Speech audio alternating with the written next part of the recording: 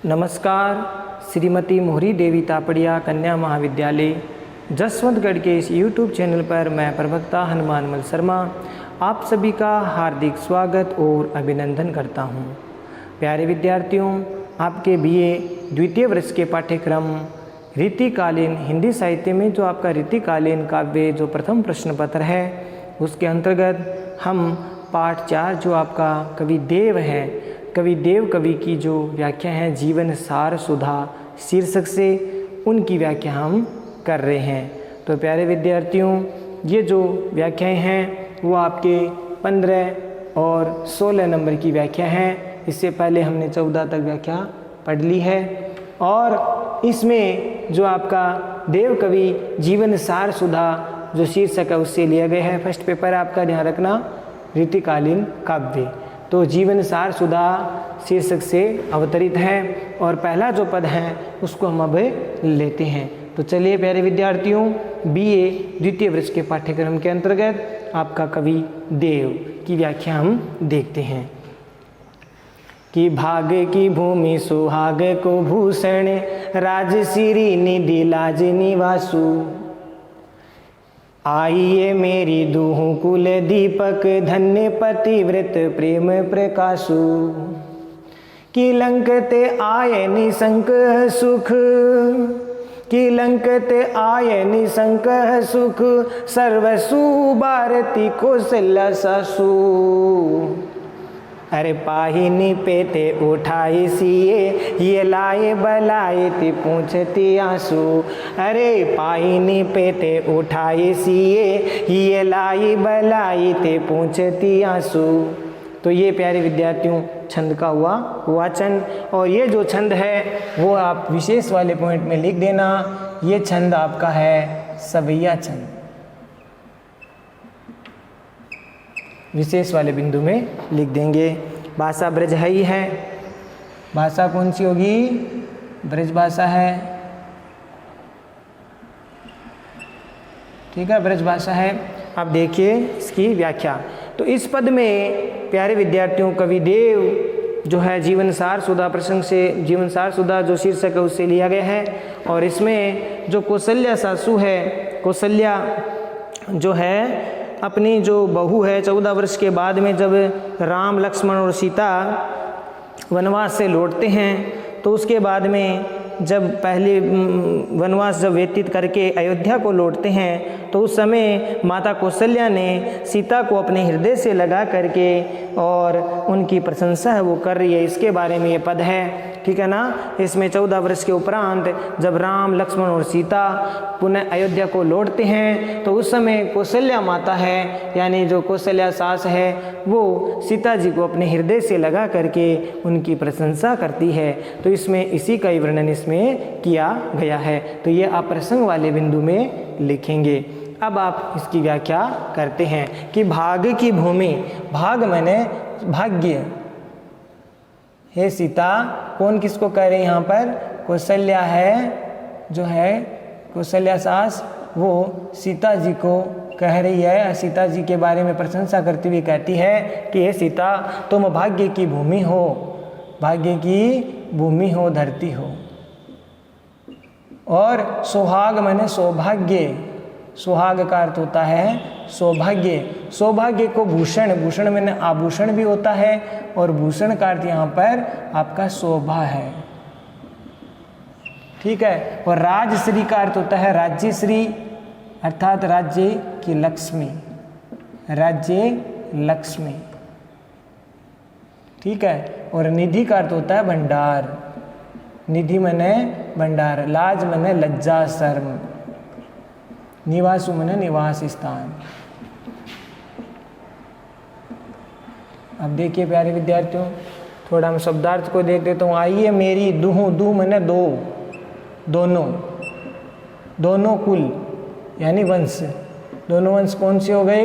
एक तो पति कुल और एक पिता कुल, पिता कुल, पति कुल और पिता कुल, दोनों कुल, दो वंश, उनकी दीपक, कुल दीपक माने इस कुल की तुम क्या हो?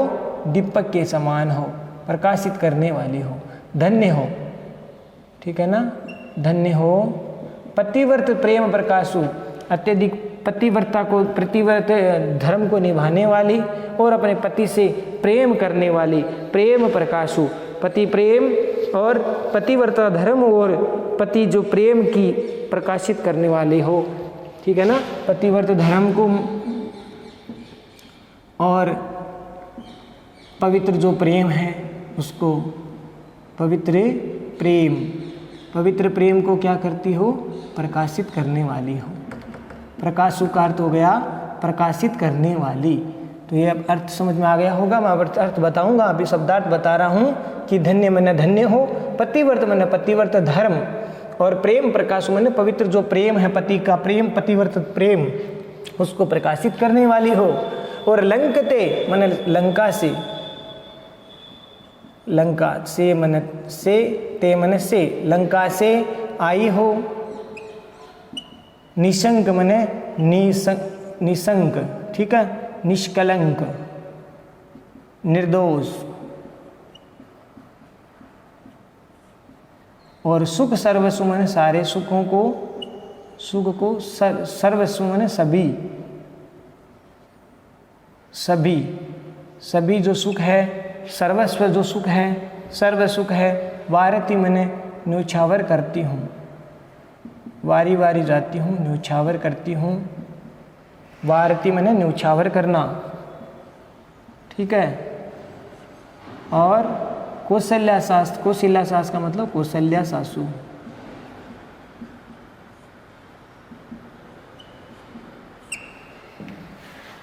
पाहिनी पे मने पैरों में, पैरों पर, ते मने उसको, उसको यहाँ पर किसको, सीता को।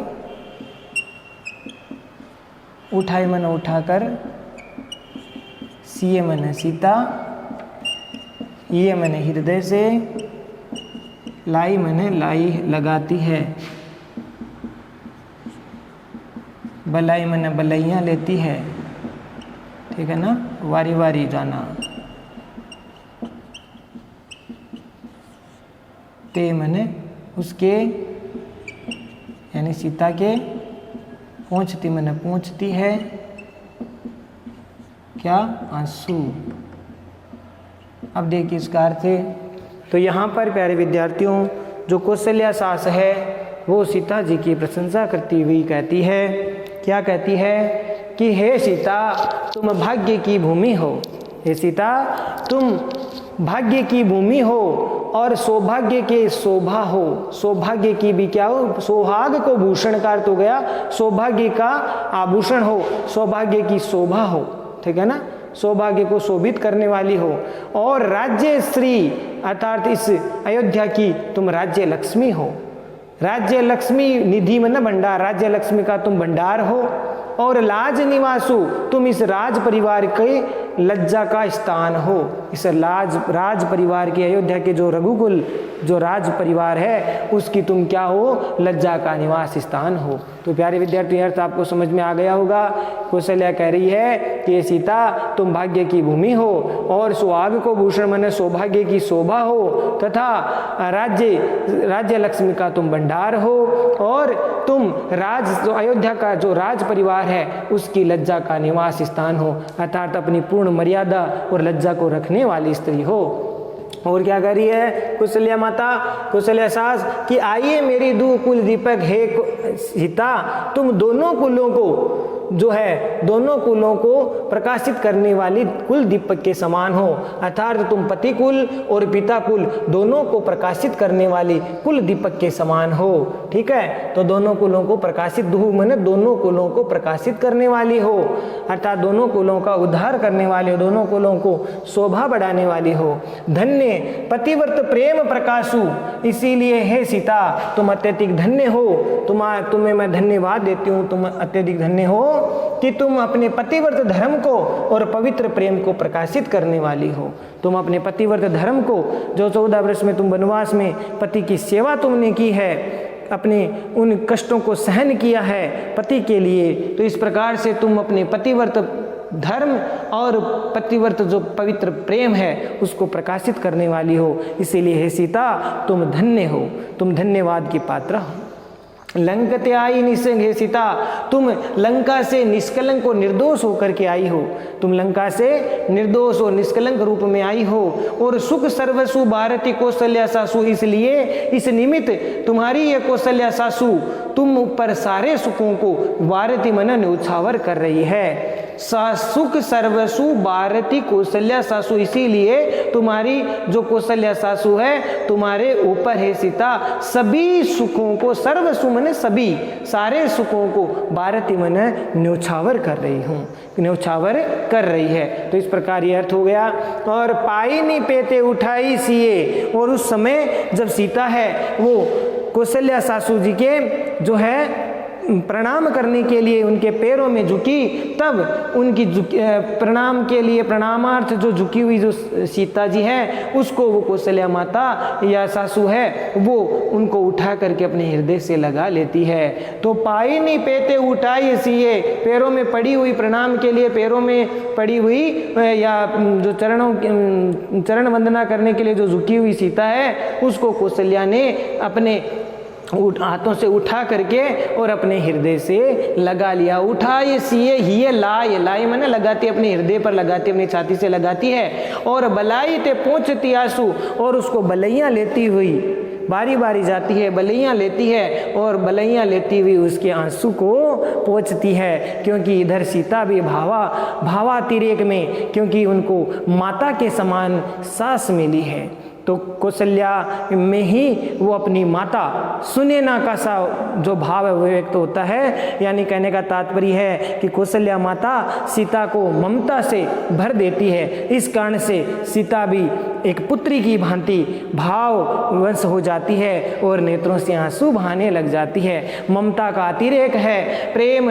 और स्नेह का अतिरेक है, इसीलिए माता कौशल्या जो सास कौशल्या है वो सीता के आंसू है वो पहुंचती है। तो प्यारे विद्यार्थियों ये पद आपको समझ में आ गया होगा, बहुत सुंदर पद है और सीता जी का जो है बड़ी प्रशंसा है वो कौशल्या कर रही है, साथ ही साथ अपनी ममता का भाव भी प्रकट कर रही है।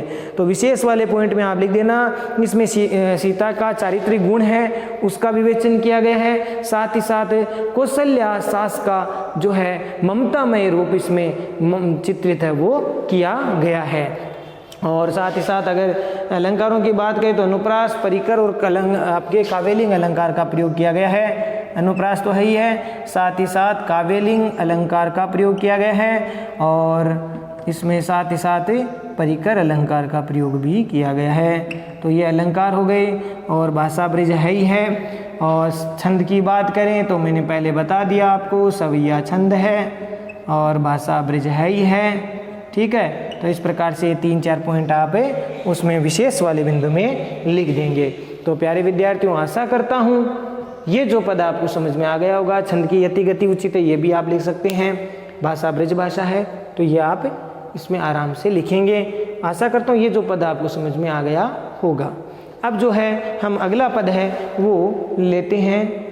अगला पद है जो वो है आप 16वां पद है वो लेते हैं कि फटिक सिलानी सो सुधार्यो सुधा मंदिर उधती ददी को सोवधिकाय उमंगे मंद कि उद बाहर ते भीतर लो भीति ने देखे हैं देव दूध को सोफेनु पेलो आंगन फरस बंद कि तारा सी तरुणी तामे ठाडी झिल मिल होती कि तारा सी तरुणी तामे ठाडी झिल मिल होती मोती ने की ज्योति मिली मल्लिका को मकरंद कि आरसी से अंबर में आभासी उजियारी लगे कि प्यारी राधिका को प्रतिबिंब सो लागत चंद और प्यारी राधिका को प्रतिबिंब सो लागत चंद।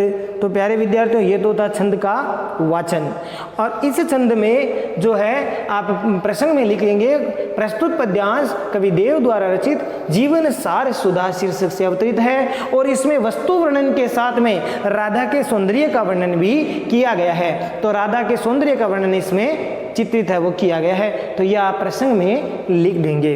अब इस पद की व्याख्या हम करते हैं। फटिक का अर्थ होता है प्यारे विद्यार्थियों स्फटिक, जो सफ़ेद रंग का पत्थर होता है स्फटिक मणि, स्फटिक जो पत्थर होता है जो सफ़ेद मणि के समान होता है। शिलानी का अर्थ हो गया शिला या पत्थर। तो स्फटिक पत्थर सो मन से, सुधार्यो का अर्थ होता है यहाँ पर पुता हुआ, बना हुआ। सुधा मंदिर का मतलब चूने से पुता, चूने से बना। यहाँ मंदिर का अर्थ प्रासाद या आप महल से ले सकते हैं। तो जो चूने का बना हुआ जो घर है, ठीक है, तो इस प्रकार से जो चूने का बना हुआ जो घर या महल है इसमें बताने की कोशिश की गई है जो चूने से बना है। तो इस प्रकार से चूने से बना हुआ जो घर है वो स्फटिक जो है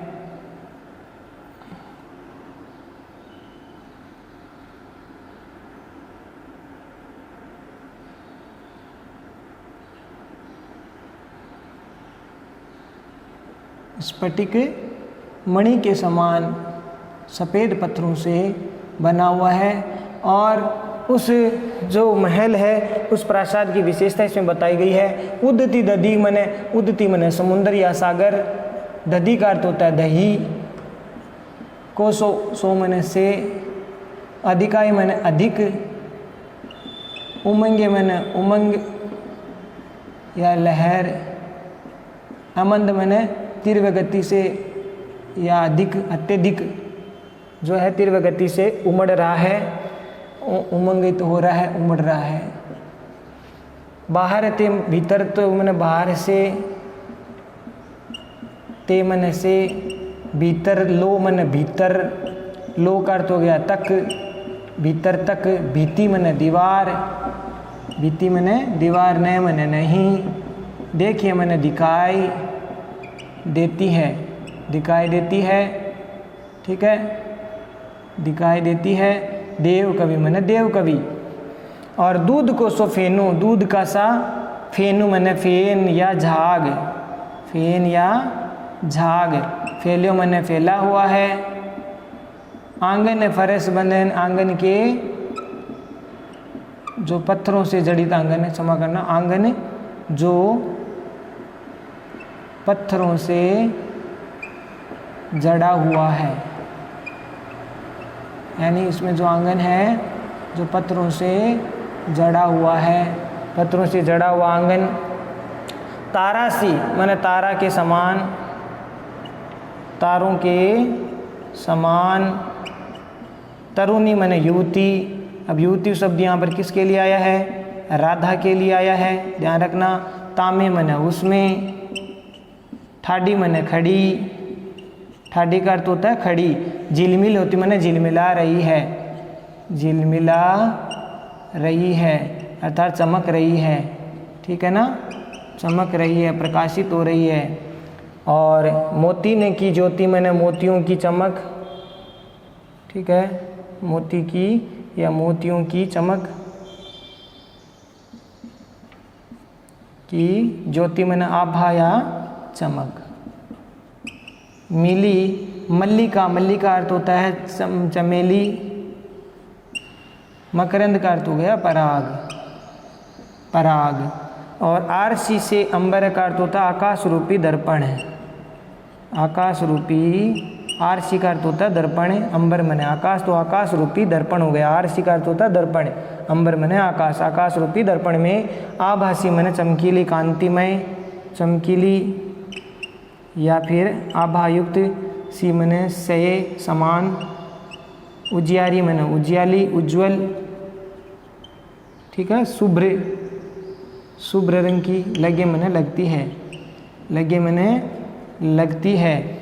और प्यारी राधिका को है, प्रिय राधिका, राधा का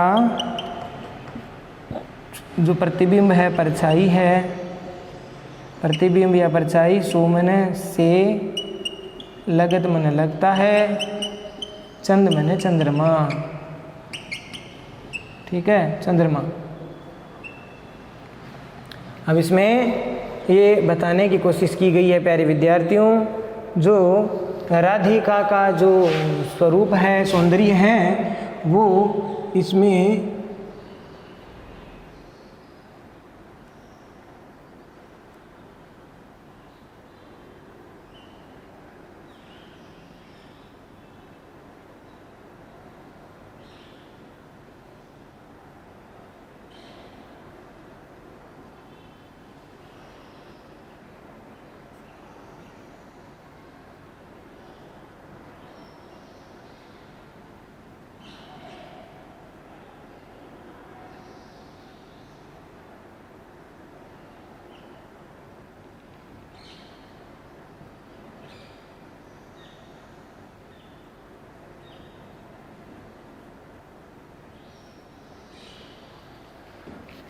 राधा का जो स्वरूप है उसका चित्रण इसमें किया गया है। तो अब देखिए कि फटिक शिलानी सो सुधार्य सुधा मंदिर है, यानी स्फटिक पत्थरों से बना हुआ या जड़ा हुआ जो चूने का जो मंदिर है, चूने से बना हुआ जो प्रसाद है वो अत्यधिक सुंदर है, वो शुभ्र है, उज्ज्वल प्रतीत हो रहा है। फटिक शिला स्फटिक पत्थर के समान जो चूने से पुता हुआ प्रसाद है वो अत्यधिक शुभ्र या उज्ज्वल प्रतीत हो रहा है। और उसको देखकर ऐसा लगता है कि जैसे कोई उदती दधी को सु अधिकाय उमंगे अमद, अर्थात ऐसा लगता है जैसे कोई दही का सागर है वो अत्यधिक रूप से उमड़ पड़ा हो।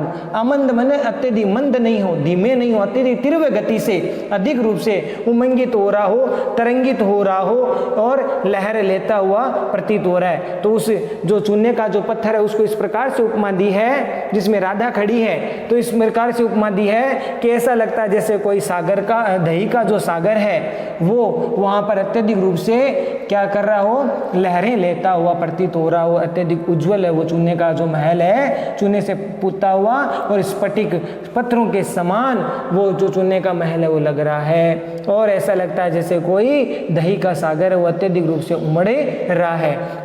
और बाहर रहते भीतर लो भीति न दिखे दे, देव कवि कहते हैं कि वह जो प्रसाद या मंदिर है वो इस प्रकार से सुशोभित हो रहा है कि उसमें न तो बाहर से भीतर तक कोई भी दीवार है वो नहीं दिख रही है। अर्थात कहने का तात्पर्य अर्थात कि इसमें जो दीवारें हैं वो इतनी ज़्यादा उज्ज्वल और शुभ्र है कि उसमें कहीं भी एक दीवार से दूसरे दीवार का पता ही नहीं चलता। कहने का तात्पर्य कि वो पारदर्शी के समान वो मंदिर है वो लग रहा है। तो पारदर्शी मंदिर के समान लगने के कारण बाहर से लेकर भीतर तक उसकी दीवार है वो दिखाई नहीं दे रही है, वो अत्यधिक उज्जवल प्रतीत हो रहा है। दूध को सो फेनु पहलू आंगन है पर संबंध, और उस महल का, उस जो सुधा मंदिर का जो आंगन है वो जो पत्थरों से जड़ा हुआ है, आंगन है वो फरस बंद, मतलब आंगन में जो पत्थर जड़े हुए हैं उसमें जो चांदनी रात्रि की जो चांदनी है वो उस पर इस प्रकार से प्रतिबिंबित हो रही है, पड़ रही है कि ऐसा लगता है जैसे दूध का झाग है वो वहां पर फैल गया हो और वो आंगन के रूप में बन गया हो,